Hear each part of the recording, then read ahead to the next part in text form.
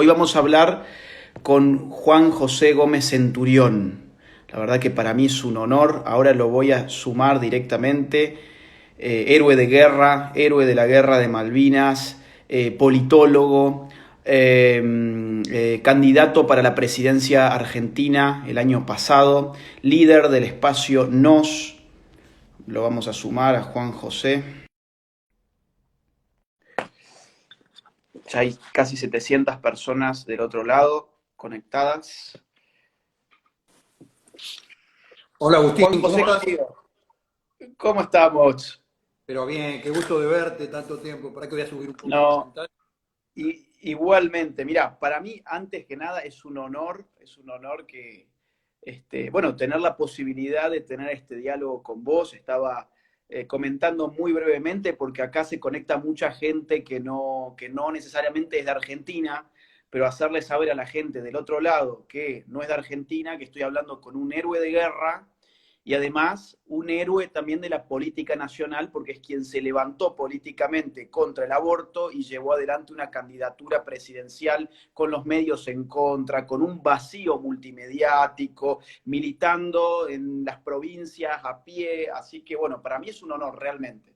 Bueno, gracias Agustín. Héroe no, sobreviviente que ya es mucho, digamos. Eso ya es mucho. Y sí, bueno, te he seguido a lo largo de toda esta cuarentena con varios protagonistas acá que yo también quiero mucho. Te he visto con Cruz del Sur, te he visto tomando cerveza con Nicolás a distintos horarios.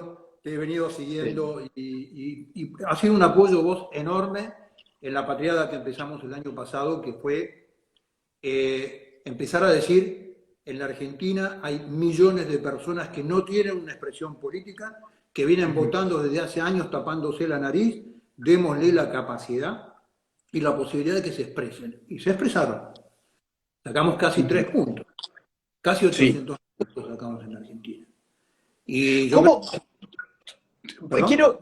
digamos, arrancar el diálogo por ahí? ¿Cómo nace NOS? ¿No? O sea, NOS, para la gente, insisto, del otro lado, que no es de Argentina, es el nombre del partido político que lidera Juan José Gómez Centurión. ¿Cuándo y cómo nace NOS? Nos arranca en el verano del 2019, cuando yo ya, después de varios enfrentamientos adentro del gobierno, el último grande fue cuando lo bajan al doctor Vítolo en la candidatura de la Comisión Internacional de Derechos Humanos, que el doctor Vítolo es un abogado administrativista que hace muchísimos años venía desarrollando una actividad provida y fue una de las ponencias en términos del derecho en el Senado de la Nación más específicas, y ya el currículum había sido aceptado por la Comisión Internacional de Derechos Humanos, y cuando el presidente Macri, creo que la primera semana de enero, viaja, el jefe de gabinete Marcos Peña da vuelta la denominación y lo baja todavía no hay representación, creo que este gobierno todavía ni siquiera lo nombró. Y ahí yo me di cuenta que, digamos, que la temática del aborto en el gobierno de Macri ya no era un disparo escapado, no era un mal cálculo político, que no era solamente un tema de nicho de un sector representado por el jefe de gabinete, sino que había un acuerdo internacional con este tema, digamos, ¿no? Y ahí dije, bueno, basta, digamos, este es mi límite, yo con esto no transo. Y los años electorales, Agustín, como era el año pasado, uno como funcionario público tiene que tomar una decisión que es durísima. Se apoya al gobierno en el cual está o si no lo apoya. Y si no lo apoyas, ¿qué haces? Si permaneces neutral o te parás enfrente. Yo elegí pararme enfrente como elegí toda mi vida. Cuando yo no estuve bien en un lugar, fui y me paré enfrente. Bueno, y ahí empezamos una locura que todo el mundo me decía, esto es imposible, no lo vas a lograr, esto no se puede hacer, esto no existe, no hay antecedentes en la historia de la Argentina, no vas a pasar las pasos, tus hijos te van a odiar, tus vecinos te van a sacar la lengua, todas las amenazas del sistema. Eh, la gente que estaba dentro del gobierno, con el cual yo había estado hacía 30 días, me llamaba por teléfono y me decía, te vamos a robar hasta la última de las boletas. Y así fue también, ¿no? Pero digamos, algunas boletas no las robaron y entraron en las urnas. Y la verdad que además, Agustín, y yo lo digo sin pudor a esto, ¿no? La derecha argentina no tenía una representación de naturaleza política desde hacía 50 años. Totalmente, totalmente. Y lo último resabio que había quedado de alguna visión de la derecha era la derecha como un programa económico Mm. funcional a cualquier partido de turno, modelo UCD, ¿no? Sí, lo cual es catastrófico. O sea, es catastrófico para la propia identidad de la derecha, porque justamente es la no identidad, ¿no? Y para el sistema político, porque lo que ha Mm, generado eso en 40 años es un sistema político absolutamente rengo y escorado hacia la izquierda. mm. Entonces, ¿cuál fue el propósito el año pasado? Decir, no, la derecha en la Argentina tiene una raigambre de valores, por eso nos es nuestro nombre, que es la primera palabra del preámbulo de la Constitución, ¿no? Donde de alguna manera los padres de la patria que construyen el modelo constitucional fijan con toda claridad cuáles eran los valores que iban a regir el armado del Estado Nacional y de la Nación Argentina. Y bueno, y esto Ujú. también lo demostramos en las urnas. Nosotros lo que dijimos es, nosotros no somos un plancito de negocios para cualquiera. Nosotros somos Sí. una posición cultural, tenemos una visión antropológica del hombre, tenemos una Mm. visión antropológica de la historia, y de ahí tenemos una visión de la sociedad, de la economía, de todo, digamos. Pero fundamentalmente lo que nosotros somos la rebelión cultural a 40 años de catástrofe en la Argentina. Mira, yo siempre dije públicamente que apoyaba a NOS precisamente porque encontraba eso como factor diferenciador de otros espacios donde puede haber, digamos, un centro derecha demasiado lavado y demasiado circunscrito solamente a ecuaciones económicas, con las cuales cabe decir, yo estoy de acuerdo, es decir, yo creo Sí, que en claro. Argentina hay que reducir el Estado a un mínimo, hay que bajar, digamos, el déficit fiscal, hay que bajarle los impuestos a la gente, bueno, hay que dar más libertad económica, todo ese paquete yo lo compro, digamos, lo apoyo. Pero cuando yo veo que hay sectores donde, digamos, toda su identidad está circunscrita a ese recetario tecnocrático, que insisto, me parece muy bien y que muchas veces se lo adorna con cuestiones de la libertad y todo eso, pero en definitiva esos mismos sectores después cuando violentan la libertad de los argentinos, por ejemplo, a la hora de abstenerse, digamos, de hacer un aborto, por ejemplo, o cuando violentan la libertad de los docentes obligándoles a adoctrinar a niños con ideología de género, esos mismos sectores que dicen que defienden la libertad no dicen absolutamente nada, yo tiendo a creer que detrás de esa receta económica no hay realmente en el fondo más que una cuestión técnica, con la cual, insisto, estoy de acuerdo porque defiendo la libertad. Ahora, yo en tu espacio encontré que no solamente este programa que vamos a llamarlo por economía de palabras liberal, digamos, tendiente a reducir el Estado, bajar impuestos, estaba y ustedes tenían, bueno, tienen, creo, ¿no? Gente muy próxima que es muy buena, como Agustín Monteverde, por ejemplo, un tipo, una mente brillante de la economía, este, digamos que ha tenido muchos contactos con nos, etcétera, pero también tenían ustedes un planteo sobre la historia, tenían un planteo sobre la cuestión de la vida, tenían un planteo muy claro sobre el tema del género, que es el tema más importante o uno de los más importantes de la agenda cultural política actual. Entonces yo veía ya una derecha que ya me gustaba más por donde estaba yendo, porque ya se empezaba a presentar como una nueva derecha, ¿no? Esa vieja derecha para mí ya es muy rancia, la que es Que, tecnocrática. que Argentina nace de un proyecto brillante de nuestros antecesores que dijeron alguna vez, Argentina tiene que producir, tiene que trabajar y tiene que exportar, y tiene los elementos para hacerlo. Con lo cual, la economía de mercado no es que es un delirio ideológico, es una posición de sentido común en la Argentina. No es elaboración de señores con galeras que dicen yo soy más liberal, menos liberal. Agustín Monteverde es un hombre que tiene una posición muy clara como economista sobre la economía de mercado. Claro. Él tiene su concepción del Estado, tiene su concepción de la historia. Iris Speroni también está muy cerca nuestra, lo mismo, ella tiene un diagnóstico económico de la historia de la Argentina que es muy preciso y es muy, muy sólido. Con lo cual, nosotros cuando decimos hay que achicar el Estado, nosotros decimos primero hay que agrandar la sociedad. Claro, claro. Hay que sacar el Estado, hay que ponerlo, que sea un ejemplo en las cuestiones estratégicas que tiene que manejar el Estado y hay que sacarla de las cosas tiene que hacer la sociedad. Es un principio de subsidiariedad. Doctrina social de la Iglesia. Es decir, no es que yo estoy elaborando una entelequia de naturaleza financiera. Cuando yo hablo del mercado financiero, lo que digo es que el mercado financiero de la Argentina no son los 7 bancos que hay en la Argentina. Eso es la punta del iceberg formal. Es el sistema financiero de la cueva, que vive tomándole dinero al Estado hace 40 años, a tasas de interés exorbitantes y con tomas de dinero a corto plazo. Bueno, en fin, lo que digo es, a nosotros, Agustín, nos dicen, a mí a veces me dicen conservador. Y digo, no, muchachos, conservador es Grabois. Conservadores, ese tipo no quiere que cambie nada en la Argentina. Yo quiero dar vuelta a la Argentina, patas para arriba y volver a la vieja Argentina, que era la Argentina de la ecuación del trabajo, del esfuerzo personal, del cumplimiento de la ley, de la exportación, de la producción, del valor del trabajo. Bueno, nada, por eso me dicen conservador. Yo veo que la situación para la derecha actual es un poco ininteligible, para todos en verdad. ¿Qué está pasando con la derecha que cada vez tiene más jóvenes? Digo, siempre la derecha se asoció justamente con posiciones muy anticuadas, muy avejentadas, propias de un club de la aristocracia porteña donde los tipos están tomando whisky, fumándose un habano y discutiendo, ¿no? Ahí, entre ellos, eso era un poco la idea de la derecha, que yo viví esa derecha, porque esa derecha era, por ejemplo, digamos, la que venía a las presentaciones de mi primer libro, una derecha muy asociada con las Fuerzas Armadas, una derecha donde estaba compuesta por militares, digamos, gente espectacular, que no se entienda mal lo que estoy diciendo, gente espectacular, la gente que iba a las presentaciones de los libros de Nicolás Márquez, pero fue como que desde el 2016 hasta esta parte, esa derecha se renovó generacionalmente y su discurso, de alguna forma, se despegó de esta idea de queremos conservar algo, en verdad queremos cambiarlo todo.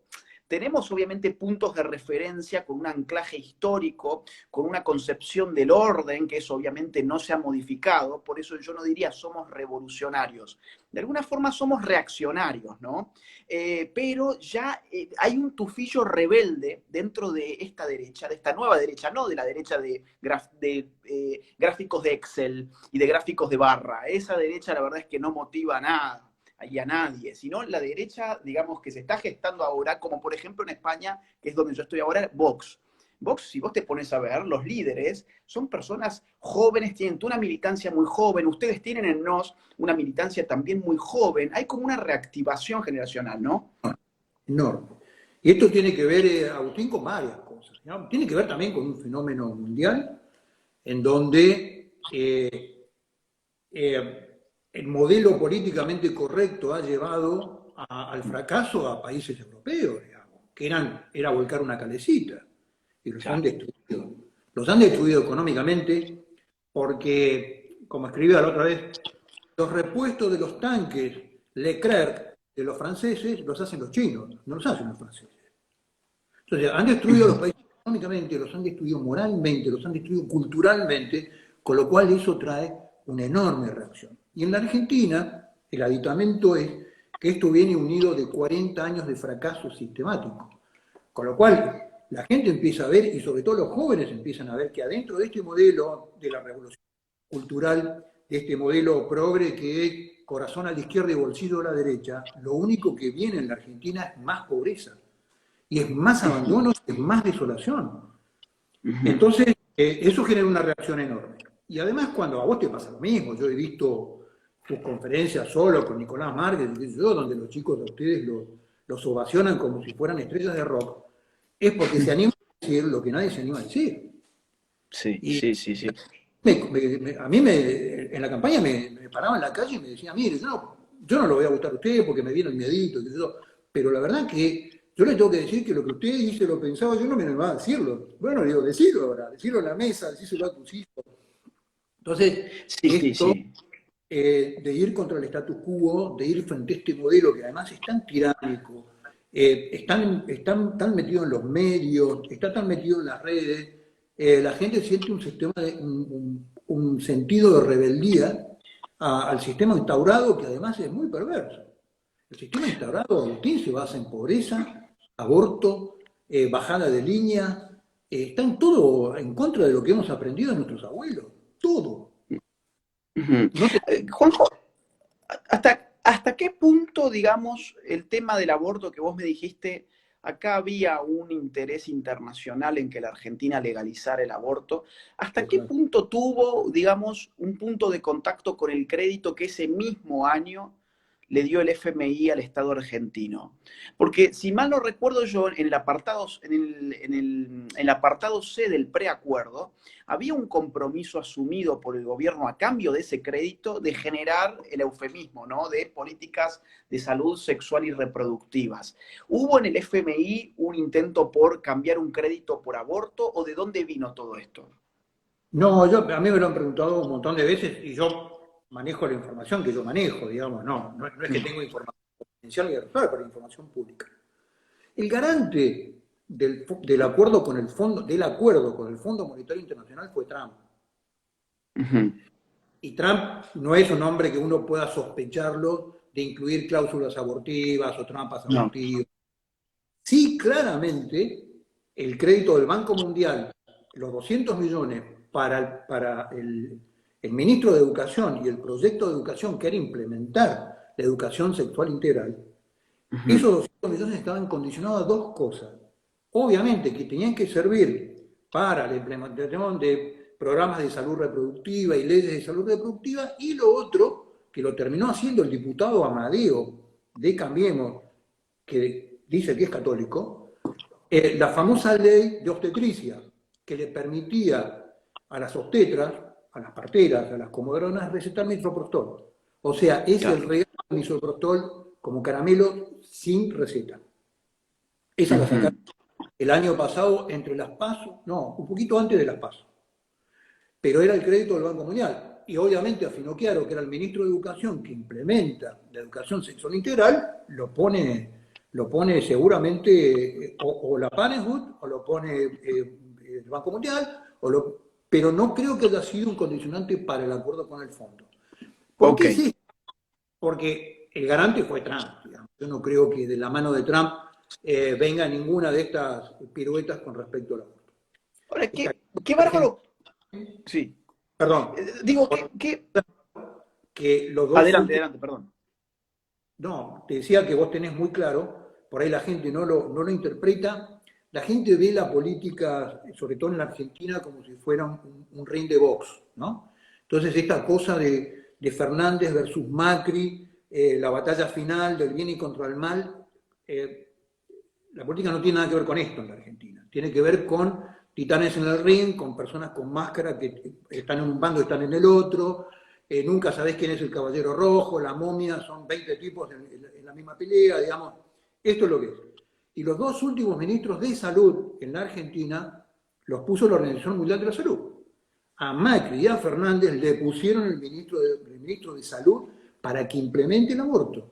Esto nosotros lo tenemos que tener claro, no es una conspiranoia de todos los días, esto es clarísimo. Rubinstein venía de ese palo y obviamente Ginés González García a ver, el asesor en materia de pandemia del Ministerio de Salud es la Fundación Huésped, digamos, está parada detrás del presidente cuando el presidente habla. Sí, No es sí, una sí, sí. conspiración.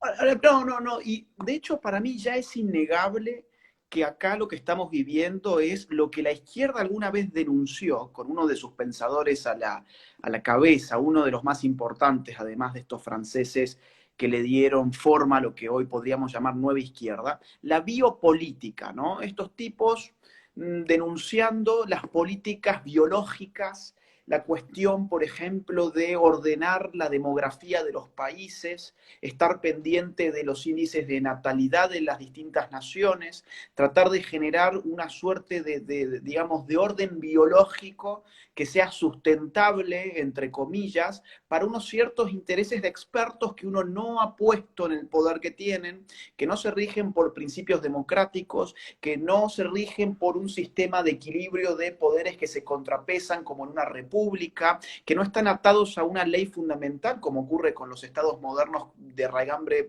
constitucionalista. Me estoy refiriendo a la ONU, a la OMS, a otro tipo de organismos como por ejemplo la Corte Interamericana de los Derechos Humanos, que al final del día tienen un poder enorme sobre las naciones, que supera en muchos casos la soberanía de nuestras naciones, al final de cuentas, a tal punto que te ponen un ministro de salud en este caso, o te ponen funcionarios de otro tipo. Y que encima, en el marco de una pandemia, te dicen que el aborto es un, digamos, servicio inexcusable, ineludible, fundamental, esencial para los sistemas sanitarios de nuestros países. Vos decís, pero ¿desde cuándo el embarazo es una enfermedad? ¿Desde cuándo, digamos, uno debería estar, digamos, no yendo al médico por problemas traumatológicos, odontológicos, distintos tipos de servicios propios de las medicinas que se han cortado porque todo se ha dispuesto en función del coronavirus, pero si vos te querés hacer un aborto, eso es completamente esencial. Digo, seguir ignorando esto y seguir pensando que nosotros estamos hablando en clave de teoría de la conspiración, hay que ser un poco tonto, ¿no? O sea, es información pública Que no leer los y es diarios. eso es, no leer los diarios. Aparte, hay que ser tontos para pensar, porque yo sé que hay gente que piensa de esta forma. Bueno, no, pasa que la ONU tiene un compromiso con los derechos de la mujer. Hay que ser muy tontos para digamos, comprarse que esto en el fondo es una cuestión de ideas, de derechos de mujeres. Esto en el fondo es una esto es una biopolítica demográfica en primer término, y en segundo término es un buen negocio, por supuesto. Y ahí cruza, Marcuse es uno en la estrategia biológica es uno de los prohibido prohibir, digamos, es uno de los Exacto. números. Pero toda esta cuestión del poder mundial tiene una base en sí misma que es neomalthusiana, digamos, al final del porque es el control del desarrollo poblacional en función no solamente del alimento, como era una de las variables de Malthus, sino hoy en día con los recursos renovables, con la contaminación, con un montón de factores, y con pueblos que, digamos, que de alguna manera representan estos factores de poder donde tienen tasas de natalidad negativas. Claro. Entonces, el castigo furioso a los lugares donde se desarrolla la pobreza, que tienen tasas de natalidad positivas escapadas, que además consumen recursos no renovables. Entonces le tiene que decir, flaco, por lo menos tener menos hijos. Y nosotros Exacto. contestamos es a los hijos los manda Dios. Esto es lo que decimos. Y yo prefiero que Dios regule la tasa de natalidad del mundo que no la regule, claro, el Rockefeller Center, digamos. Esto es una cuestión común. Ahora, no sé cuál es tu análisis, Agustín, yo te vengo escuchando atentamente con esto, pero yo creo que el primer muerto de esta pandemia son los organismos internacionales, ¿no? Es la primera baja. Mira, yo tengo la impresión, creo que ese es un muy buen tema para hacer un buen análisis. No creo poder hacerlo todavía porque son algunas ideas que tengo simplemente. Yo creo que a corto plazo hay, como estamos viendo y es innegable, un repliegue hacia el Estado-Nación, cierre de fronteras, digamos, ¿no? Un Estado que parece hacerse cargo de su propio territorio, se entabla una sospecha generalizada contra organismos internacionales como la OMS, hace un par de meses intachables, ¿no? ¿Quién podía decir que la OMS tuviera intereses políticos? Intachable, o sea, de hecho, los que lo decíamos éramos los conspiranoicos, ¿te acordarás? O sea, nosotros, y ahora todo el mundo lo dice, pero porque finalmente te darás cuenta que finalmente los conspiranoicos, digamos, muchas veces lo que hacen es anticiparse a cosas que después pasan. Y yo veo que al corto plazo hay un repliegue efectivamente hacia el Estado-Nación, pero yo tengo mi miedo a la contraofensiva. Tengo el miedo de que cuando todo esto pase, la gente tiene muy poca memoria, la gente se olvida rápido de las cosas y que esto se puede usar como una excusa en los siguientes términos. Bueno, la pandemia lo que ha mostrado finalmente es que nuestros organismos internacionales no tienen el poder que tendrían que haber tenido porque a un problema global, soluciones globales. y como la globalización económica es una realidad y como culturalmente estamos viviendo una globalización cultural más o menos fluida, yo no creo eso, pero eso es parte del discurso oficial, entonces lo que necesitamos es más globalización política, que es lo que podríamos llamar globalismo. Y en ese sentido, demos más poder todavía a esos organismos internacionales para que la próxima pandemia se gestione mejor. Pero ahí me parece que hay un factor de análisis que es importante. Sí, a ver. Y en esta etapa del fenómeno global que arrancó Estados Unidos con la caída del muro de Berlín y donde Estados Unidos representaba el modelo global que, por ejemplo, para los países de Europa sonaba muy afín porque era democracia y capitalismo, ¿no? Hoy en día la globalización es China. Sí. Que es totalitarismo, disciplina social, falta de libertades individuales, escala económica, productividad a cualquier precio. Entonces, lo que estamos viendo es que hay dos vías en contra del globalismo. Los gobiernos de Estados Unidos, de Europa, empiezan a estar en contra del globalismo y los individuos. Hay dos corrientes que confluyen en contra de la ola global. Es mi opinión, ¿no? Yo creo que acá lo que estamos viendo hoy, Agustín, lo planteo como una hipótesis, digamos, para que lo observemos de acá a futuro. Acá viene el famoso security box, ¿no? La caja de seguridad de las personas, que tiene 4 lados. El primer lado es frontera. Donde hay frontera hay un Estado. Y donde hay Estado hay una sociedad organizada con sus propios intereses detrás de esa frontera. El segundo lado del cuadrilátero es soberanía. Si hay frontera, nosotros decidimos qué pasa dentro de esta frontera. ¿Por qué? Porque lo que mejor tenemos y sabemos nuestros propios intereses somos nosotros. Ya la soberanía no es un reclamo libertario decimonónico. Es un hecho de decir, yo soy el que sé qué es lo que más me conviene. El tercer lado de este cuadrilátero me parece que es la cercanía, ¿no? La gente va a volver a referirse a los lugares cercanos, a las organizaciones intermedias, a las instituciones, a los gobiernos locales, a los municipales. Y el cuarto lado furioso en este fenómeno de la pandemia es la familia. Claro. Las organizaciones internacionales, cuando tuvieron que ver el tema de los ancianos, no lo mandaron a las casas de salud pública sostenidas por los fondos de pensión, lo mandaron a su casa. Y a los niños no los mandaron a las escuelas que ellos pensaron para entrenarlos en ideología de género, los metieron en la casa. Cuando hay muerte, cuando hay hambre, cuando hay desesperación, el refugio del ser humano es su familia. Entonces me parece que este cuadrilátero va a empezar a gobernar la cabeza nuestras como individuos y las propuestas políticas, por lo menos en los lugares centrales, en Estados Unidos, en Europa, y en el despertar de nuevas propuestas políticas en muchísimos lugares de Occidente, ¿no? Porque China es la agresión ahí, ¿no? Vos sabés que estaba leyendo la otra vez un artículo de una alemana que salió en un libro colectivo que se llama Pandemonium, y la alemana comentaba algunos indicios de que sociológicamente esto en efecto tiene una fuerza dinamizante para las familias y que la mujer alemana, que ha sido de alguna forma adoctrinada en los últimos años, en el sentido de que criar a sus hijos es casi una actitud animal que le resta su libertad, su independencia, su autonomía, la mujer de alguna forma, dice esta socióloga alemana, se ha visto obligada a volver a tener contacto con la crianza de los hijos y se ha dado cuenta que no era algo malo, sino que era algo bello. Ha reencontrado, digamos, cuál era la función en la vida del ser humano, su propia familia. Pero frente a esto que yo coincido con vos, que la familia se puede fortalecer en todo este marco, y ojalá que así sea, yo creo que sin embargo va a haber una lucha cultural muy fuerte, porque ya estoy viendo que del otro lado tenemos organismos como por ejemplo Open Democracy, que no es Open Society, pero es de la misma línea, Open Democracy, sacando...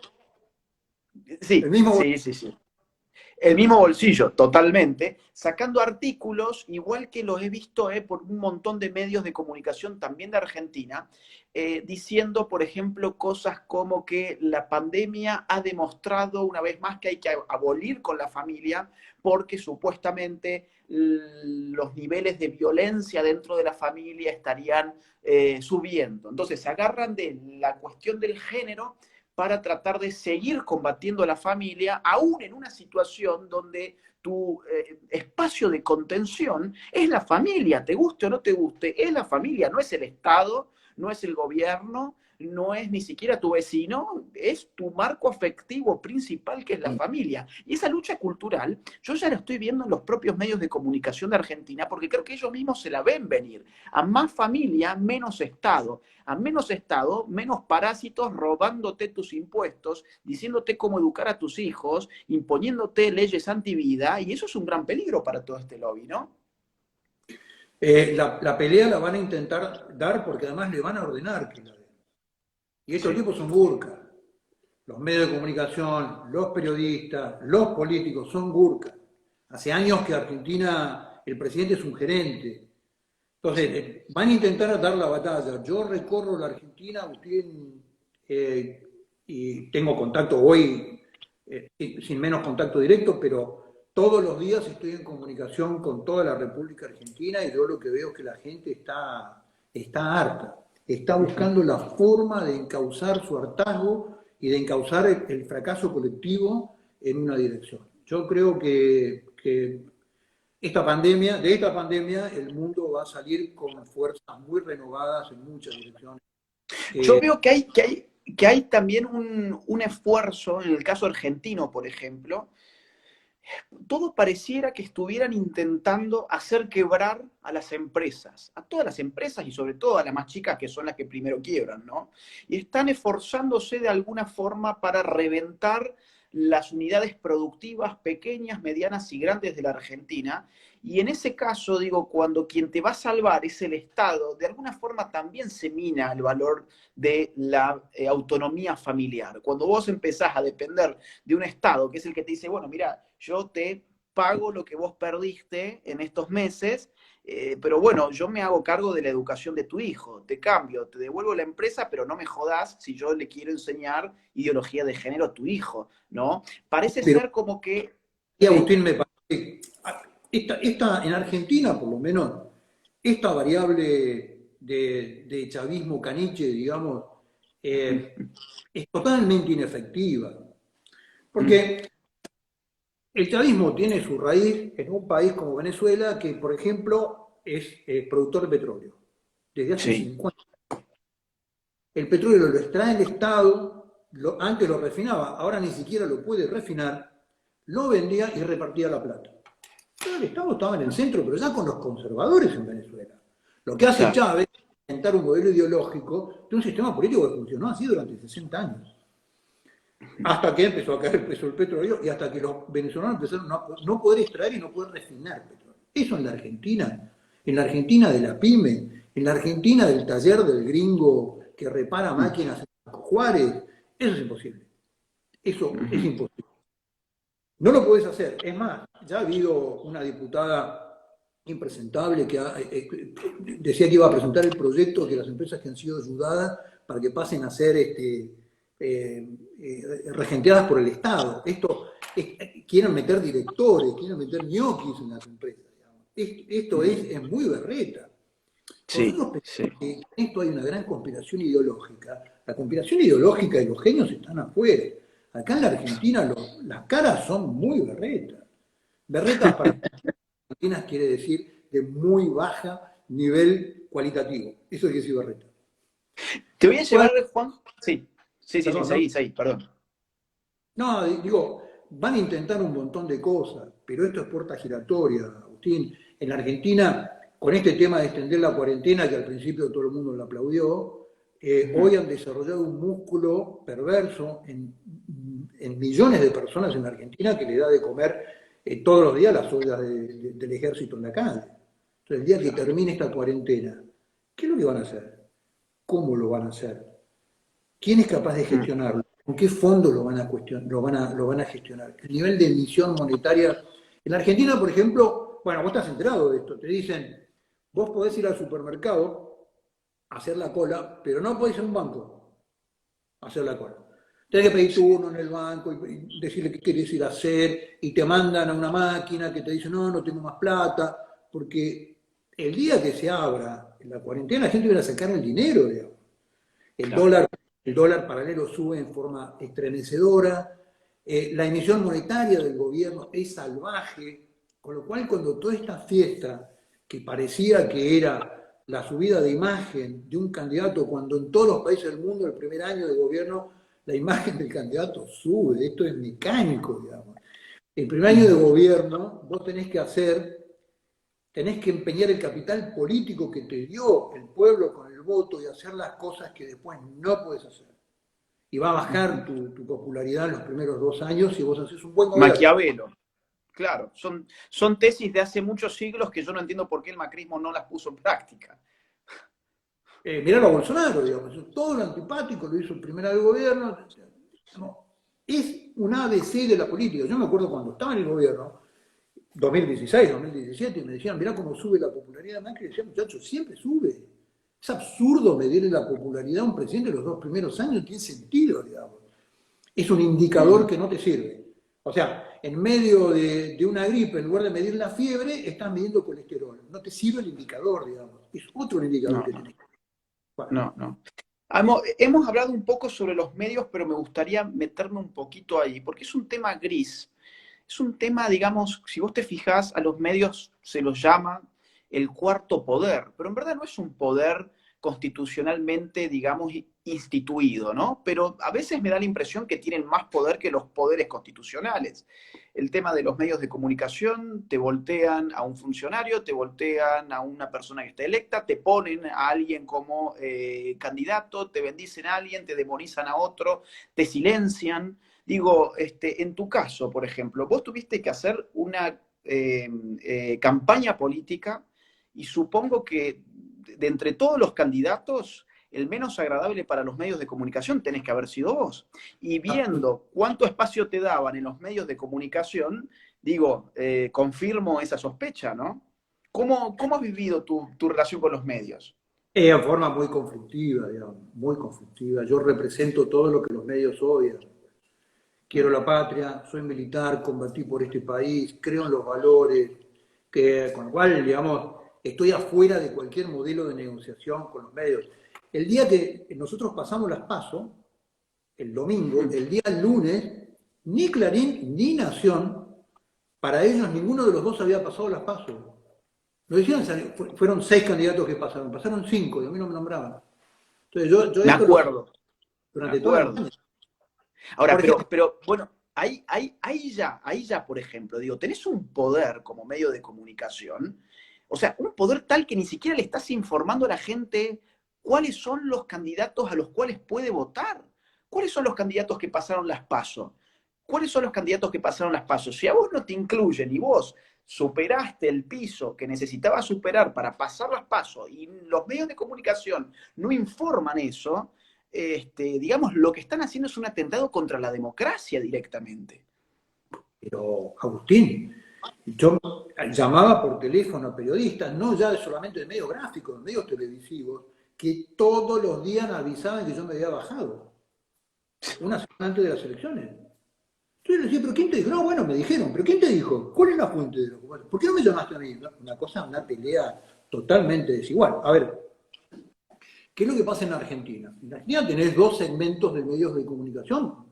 Vos lo conocés, digamos, pero para que la gente que nos está viendo, los medios de comunicación tradicionales que ya son multinegocios, que tienen un medio de comunicación solamente porque tienen varios negocios apalancados que tienen relación con la política, concesiones, medios de difusión, cable, eso es un modelo de negocio. Y después están los otros medios de comunicación cuyos dueños no pueden explicar cómo compraron los medios de comunicación. ¿De dónde sacaron la plata? Es la pregunta básica que te hace a vos la FIP cuando vos compras una cosa. Cuando compras una casa, dígame, ¿de dónde sacó la plata? Bueno, a los dueños de los medios de comunicación nunca se los preguntaron. Entonces, o es O son personas que construyeron la fortuna para comprar los medios con plata negra de la política, o son testaferros. Una de dos, no hay muchas opciones. Sí, sí, sí. Entonces, Sí, los, este cuarto poder en la Argentina, como vos muy bien decís, es una trama necesaria para el entramado del poder. Y Clarín, desde hace años, más allá de la pelea con Cristina, que llegó a condiciones anticonstitucionales, como fue meterse con la vida privada de la dueña, hacerle hacer decir que los chicos, los dos hijos que eran adoptados eran secuestrados por la dictadura, un horror, digamos, pero independientemente de eso, Clarín puso y sacó gobiernos en forma sistemática. Y vos sí, lo vas a ver, totalmente. los 2 primeros años de gobierno tiene unas tapas para el gobierno. Y los 2 próximos años, que tiene que empezar a armar la próxima candidatura, lo abandona el buque y se pone en oferta. Y esto es así, digamos. En Mm. Argentina hay otro factor que yo lo hablaba el otro día también en una conferencia, que además de los medios, que el año pasado, por ejemplo, sale una ley del gobierno, una reunión con todos los dueños de los medios de comunicación, donde les dice, mire, el 80% del presupuesto de campaña del gobierno va a ir a redes, no va a ir a los medios de comunicación. Ujú, ujú. Por realidad medida, le pedí una reunión a 2 dueños de 2 importantes medios de comunicación. Los medios de comunicación en la Argentina normalmente son radio, una página, un diario internet importante con mucha tirada y televisión. ¿No? Ese es más o menos la triada de lo que es cualquier lugar informativo. Entonces le digo al dueño del medio, le digo, che, acaba de salir esto, ¿ustedes no se van a quejar que el gobierno le pone la pauta a una red que ni siquiera paga impuestos en Argentina, en detrimento tuyo, que vos contratás periodistas argentinos, digamos, trabajo argentino, en algún lugar, bueno o malo, después viene la calificación, digamos, ¿no? Y ahora la política ha abordado el tema redes. Ujú. Entonces, yo, por ejemplo, en la campaña no solamente que me silenciaron los medios, sino que Twitter, por ejemplo, yo tuve un shadow de 30 días de Twitter. Claro, Yo claro. en mi cama y mi mujer al lado no leía el Twitter.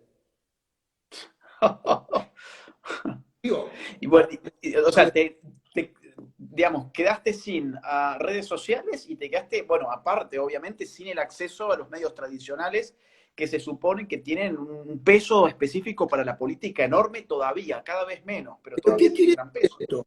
Que la pauta en redes por parte de los gobiernos, cuando intervienen en campaña, bueno, Facebook ya tiene una condena muy severa en el Reino Unido, cuando los gobiernos intervienen en la pauta con las redes, empieza a ser una relación casi más promiscua que con los medios de comunicación.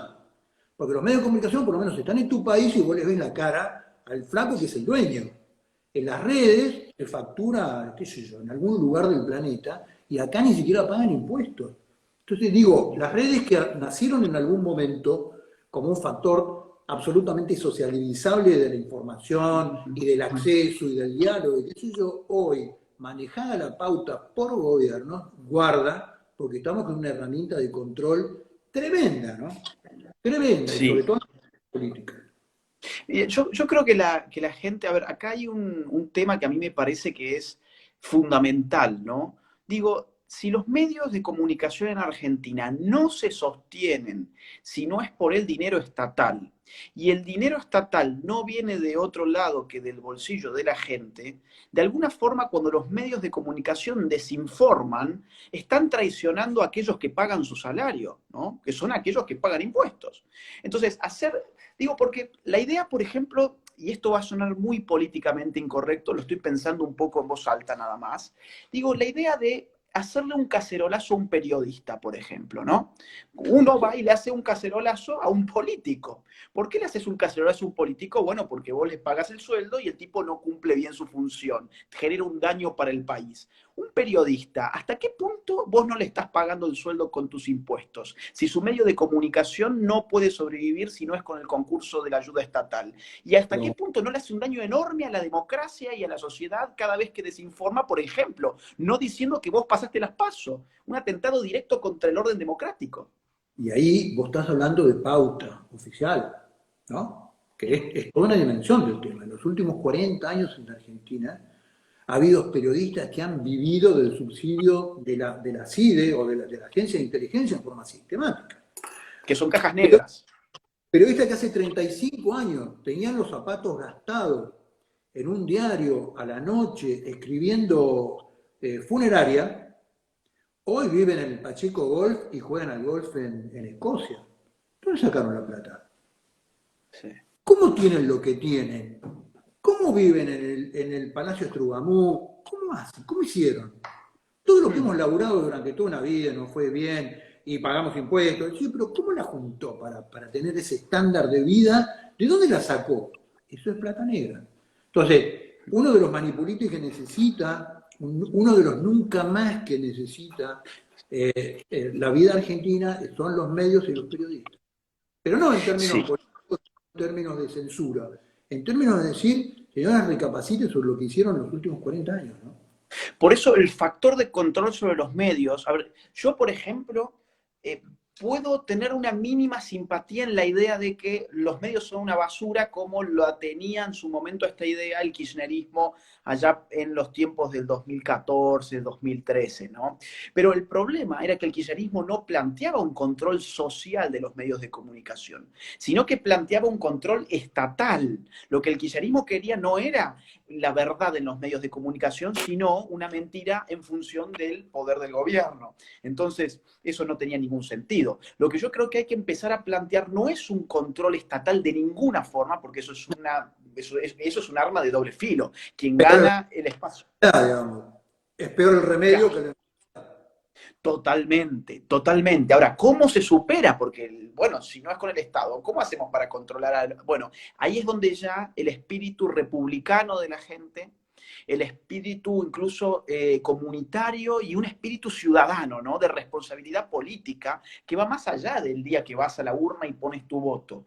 Vos, como ciudadano, tenés una serie de responsabilidades para con tu sociedad que, por ejemplo, estriba en monitorear, a ver, qué periodista está mintiendo sistemáticamente y a qué periodista muy probablemente se le estén pasando sobres por debajo de la mesa. Y si se le pasan sobres por debajo de la mesa, ese periodista ya no es un privado, no es un tipo que está mintiendo con su dinero, es un tipo que está mintiendo con tu dinero. Entonces ya es un peligro enorme, ¿no? Son algunas de los tópicos que yo creo que la derecha va a tener que empezar a tratar, así como nos animamos a escrachar desde la derecha a políticos, empezar a decir hasta qué punto no es un político ese periodista que cobra de la política como cualquier otro político y cuya función encima es mentir, ¿no? Mira, nos quedan 10 minutos. Yo quería saber, digamos, como último bloque, si se puede llamar así esto, ¿a dónde ves que está yendo la derecha? ¿Qué es la derecha para vos? ¿Sos de derecha? ¿Te gusta el término derecha? ¿No te gusta? ¿Qué otro término te gusta? ¿Cómo te identificás en ese sentido? ¿Qué crees que debería ser en todo caso este espacio si lo pudiéramos llamar derecha? Es imposible que en el espectro político a uno no le den un lugar, digamos. Yo me considero un hombre que ama su patria, no me considero ni de derecha ni de izquierda, dentro del punto de vista de los rótulos. Yo siempre le digo a todos, sobre todo a los jóvenes, ¿no? A todos los que me están escuchando acá, que les mando un abrazo enorme, que son un impulso diario, sistemático, para mí una de las cosas más lindas que me ha pasado en muchísimo tiempo. Siempre les digo salgamos de los rótulos. Yo no discuto rótulos. Me está cerrando la batería. Yo no discuto rótulos, Agustín. A mí el rótulo de nacionalista, el rótulo de conservador, el rótulo de liberal me parece que es absurdo. Estamos discutiendo el desodorante del marinero que va a manejar la chalupa que nos saca al Titanic. Es absurdo. Necesitamos hombres que amen a su patria, necesitamos hombres que tengan valores, hombres y mujeres que tengan valores. Y a partir de ahí cada uno tiene la elaboración de su pensamiento. Nuestra Constitución es clara, el preámbulo es claro. No hay demasiada discusión a partir de eso. Ahora cada uno tiene su forma de cómo expresa el amor y cómo expresa lo que vive, lo que siente y lo que piensa. Yo me considero, sí creo que en el espectro político argentino no es que si soy o no soy de Dios, yo estoy en la derecha. Y además lo tomé vocacionalmente porque creo que es un modelo político que está escorado hacia la izquierda y que nosotros el año pasado con 4 meses de laburo, algo lo equilibramos. Macri, Sí, del discurso de centro-izquierda, tuvo que salir al final a abrazar la bandera, a ponerse pañuelo celeste, a gritar sí. por la patria. Entonces le digo, con un poquito nosotros podemos empezar a girar las cosas hacia el sentido común. Y a partir de Ujú. ahí las formulaciones más detalladas en términos de pensamiento político, digamos, ¿no? Pero ¿Siguen a primero, Vox? ¿perdón? ¿Siguen a Vox? Digo, Sí, tienen... contacto con la gente de Vox.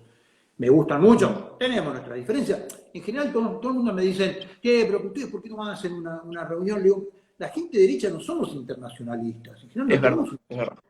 tenemos una vocación de armar un foro mundial con los temas. En general, eso es un delirio de la izquierda, digamos, ¿no? Sí, En sí. general, digamos, somos muy respetuosos del otro, somos muy respetuosos de las identidades del otro, con lo cual las formas de expresión política tienen mucho que ver con esas identidades, con lo cual tenemos mucho, yo me escribo con mucha gente en Italia, me escribo con mucha gente en España, en Brasil, en Estados Unidos, pero lo que digo es que en general no tenemos una vocación de hacer un contraforo con San Pablo, digamos, porque el Claro. problema que tenemos lo tenemos adentro de nuestros países, digamos. Pero sí, yo lo sigo mucho y son muy esclarecedores en un montón de cosas, ¿no? Sí, sí, para mí es un modelo interesante a tener en cuenta, sobre todo por la cercanía cultural, ¿no? No deja de ser la madre patria España. Y bueno, es una experiencia que a mí me hace acordar, a ver, de alguna forma me hace acordar a Vox por el tipo de experiencia, en el sentido, ir desde lo más bajo, empezar siendo pocas personas con un liderazgo que no le importan en definitiva, digamos, los resultados inmediatos, que se impone por sobre los medios de comunicación que no le quieren abrir los micrófonos, que va con un discurso políticamente incorrecto porque lo que le importa de la política son las ideas, ¿no? Más allá de los cargos.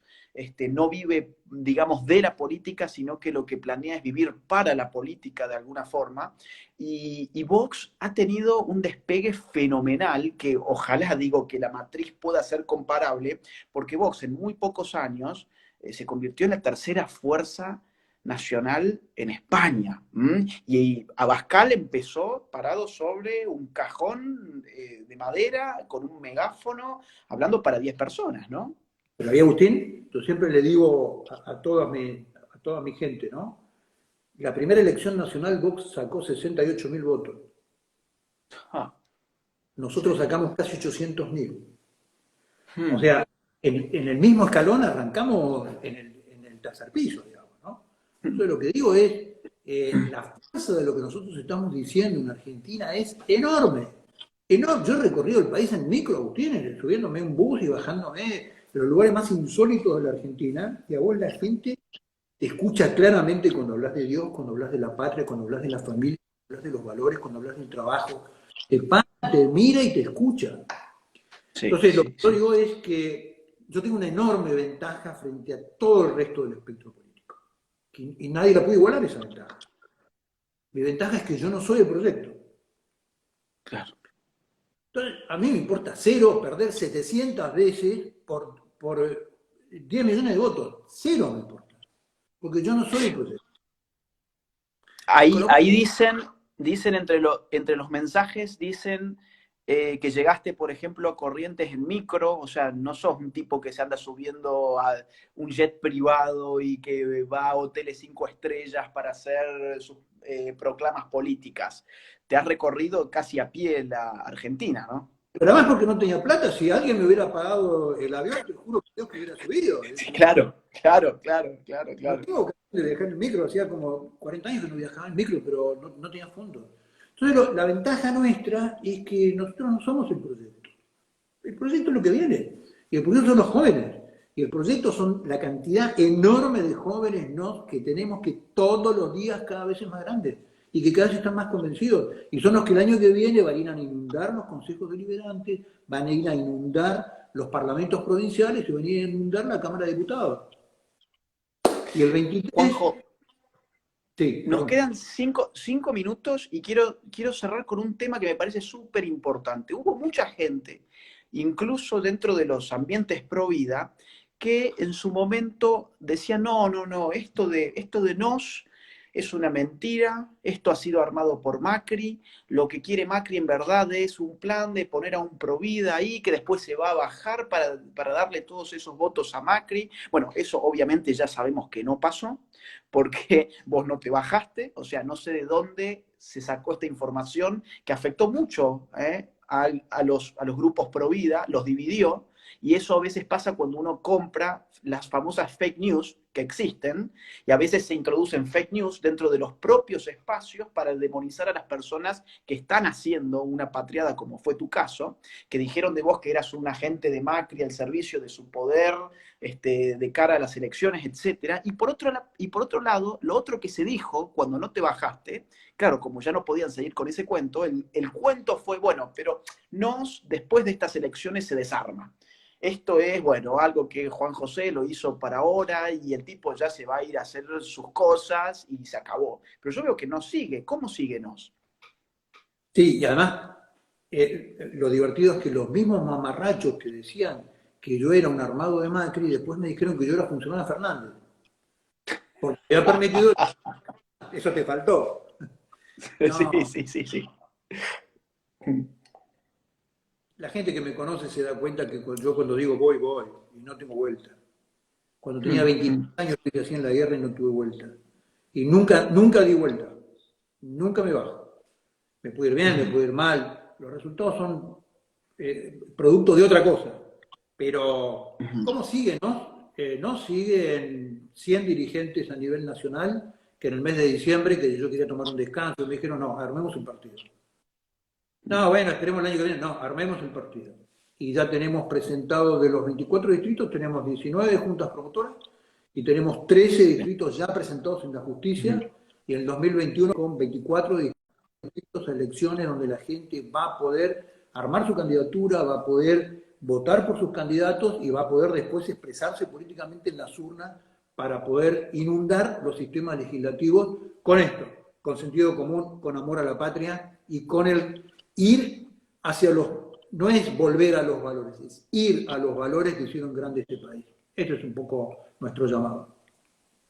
¿Cómo se colabora con Nos? La última pregunta, porque nos quedan 2 minutos nada más. ¿Cómo se pone ahí la gente? ¿Cómo hacemos para colaborar? Afiliatenos.com.ar, afiliatenos.com.ar. Ahora necesitamos que la gente cruce los Andes. No necesitamos que vuelva a hacer la campaña del desierto. Ya lo hicieron nuestros próceres. Lo que necesitamos es que nos dé 4 firmas para que seamos un partido. 4. Lo manda ahora por la web y después se van a acercar a su casa y le van a hacer firmar 2 fichas de afiliación, una que es un aval y el otro es una carta renunciando a cualquier partido político que lo haya lo haya afiliado en los últimos 40 años. Lo que le pedimos es, si nosotros queremos transformar la Argentina, flaco, dame 4 firmas. Es lo único que te estoy pidiendo, no te pido mucho. Nos es el único partido de Argentina que, además de estar a favor de la libertad económica, está a favor de la vida, está a favor de dar una lucha cultural, está a favor de la familia y no está solamente a favor, digamos, de una libertad en el marco de los negocios, sino además de la libertad de expresión, de la libertad de objeción de conciencia, de la libertad religiosa, de la libertad de cátedra, de la libertad, bueno, en todos sus planos, que es la que hoy está siendo atentado contra ella. Por eso invito desde mi lugar, desde mi Instagram, a que la gente siga las redes sociales de Juan José Gómez Centurión y que aquellos que lo consideren oportuno se metan en afiliatenos, así es, ¿no? afiliatenos.org. .com.ar, afiliatenos.com.ar, métanse, llenen toda su ficha personal y den una mano con lo que se está haciendo desde Nos. Juan José, ya se acabó el tiempo, yo te mando un abrazo, la verdad que ha sido un honor para mí poder conversar con vos esta hora, y bueno, muchísimos éxitos, y sabés que podés contar conmigo desde lo que yo pueda apoyar, a veces a la distancia y a veces allá, y feliz Día de la Patria. Feliz Día de la Patria, Agustín. Siempre muchas gracias. Te mando un abrazo gigante y cuando vuelvas, el primer café en la Argentina lo tenés conmigo. Será un gusto, así va a ser, así va a ser. Hasta la próxima. Chao, chao. Gracias a todos por acompañarnos. Gracias a todos. Gracias. Feliz día.